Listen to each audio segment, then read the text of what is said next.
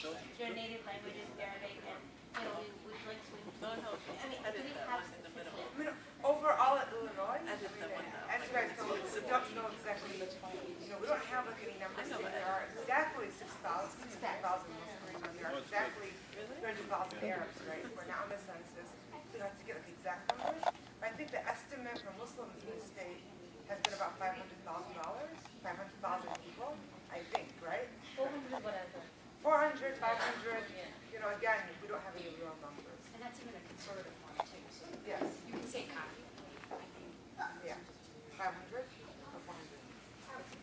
500?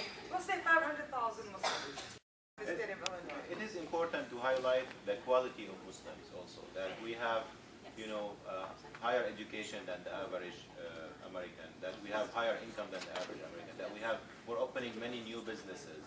These things are more important than the numbers. That we have maybe quite number of registered voters. I don't know if we have this information, but I think the quality is more important than the quantity. I mean, you can be 2 million, but if you don't vote, it doesn't mean anything. And that's one true. thing, I think it was excellent that Suzanne mentioned that she's a constituent. Try to mention it in your first 15 seconds of introducing yourself, because when you That's a good idea. That's a great segue to say, and I voted for you, or I voted last, or I'm voting this November. Let them know that this isn't just information for them to read before they sleep, but that you're going to hold them accountable to it. That's true. So the question was, are there any stats on how many Muslims and Arabs are in the state of Illinois? And in regards to schools, now Fatma, I know Dr. Sahdul might have some numbers about some of the school districts here, about how many Muslims are in some of our school districts on this side. Well, in some of these school districts in this area, 25% to 30% of students are Muslims. So it depends on the areas, of course. We have areas where high percentage of Muslim students and areas where no Muslim students at all. So it's kind of diverse, right? Any other questions? I just I do school counseling, so it's a lot. Knowing how many people are that you're services are going to affect is crucial as well. Exactly. I think sometimes they're willing to listen more when you say, well, we have this number of people living here or residing here that are going to be affected by these Exactly. services. Yeah. And knowing that the up-and-coming generation are voting, and we're going to be extremely influential in whether, That's true. But I mean, is Arabic going to be offered just to the Muslim and Arab students? it's not. So the other argument would be that, like Suzanne said, teaching non-Muslims, non-Arabs Arabic, right? And I keep telling this story. A few months ago, I was at an event for the mayor's office, the Arab Council affairs of the mayor's office, and they said, oh, we're going to have a Debka group. And I expected, some Palestinians to come out doing Debka. And it was actually young African-American boys and girls who were doing Debka. And the reason they wanted to do it is because they were part of these Arabic classes, which is beautiful. So you have young non-Arab, non-Muslims learning a new culture, a new tradition about, new people, basically. And I think that it's another argument that we can make as well. So the number of Muslims, also the fact that, we want to bridge the gap between the Muslim and non-Muslim communities. And this is a very strategic way to do it, right? And I think that's the big push that we're going to have to make. In regards to funding, I know there's federal funding put aside just for these languages, right? Arabic and Mandarin and a few others, that were identified by the State Department as critical languages. So that's another argument that we can make. State budget cuts, it's not state funding. It's federal money and it's there already for these languages. Anything else? So the issues, I'm actually going to ask Dr. Sahlul to talk about the healthcare and public health issues, because I'm not too familiar with those. I haven't done my homework yet. So could you talk a little bit about those, Dr. Sahlul? Sure. Just public health or? Yeah. Okay. And the housing if you want, because I didn't really go over that myself. Yeah. We want to try to recommend Assalamu alaikum. So this year we're advocating in 4 areas: public health or healthcare, housing, education, and human services. In public health, as you know, we have an epidemic of obesity in the state of Illinois, also nationally.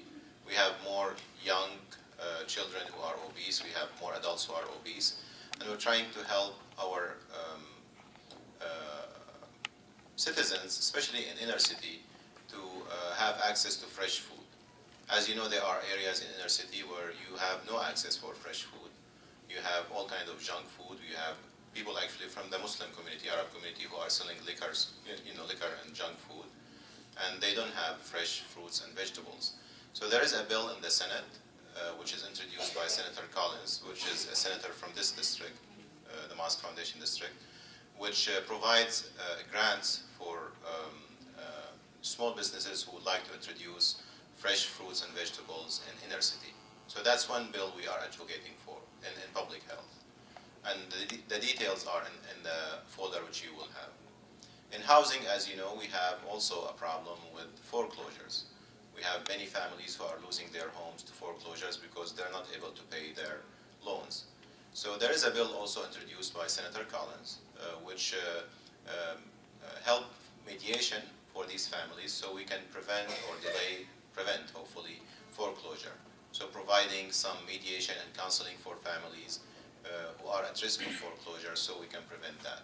So these are the two bills which we are advocating in healthcare and housing.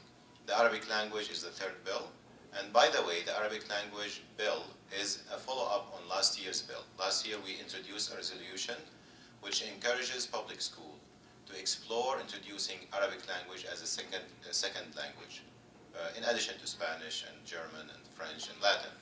And that passed, by the way, by the House and the Senate. So alhamdulillah, we have a bill now which encourages all public school to explore the introduction of Arabic language. Arabic language is identified by our federal government as a strategic language, in addition to Mandarin, Russian, Urdu, Farsi.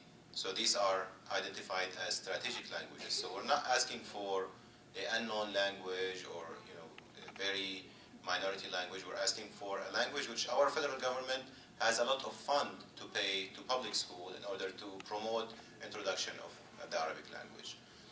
So this year we have a follow-up bill which is asking to identify 5 school districts in the state of Illinois to pilot introduction of Arabic language. So 5. So this year we are more specific. And also we're trying to insert the Arabic language in the public school code also as a foreign language. So these are the 2 things which you are requesting regarding Arabic language. And I think Ahlam knows about the human resource bill. I don't know if you The mentioned. immigrant integration Immigrant line item. Yes. There's one Which, more. Yeah. This is the. No, and then there's one more where you're saying against the deportation. No, we decided not to do it because that bill was not passed. It's idle. So Okay. we don't have to advocate for it. Yeah. Did we, is it gonna Yeah. reflect It is reflected in the new. Okay, sorry. So basically 3 new and 1 follow-up. Right. 3 new and 1 follow-up.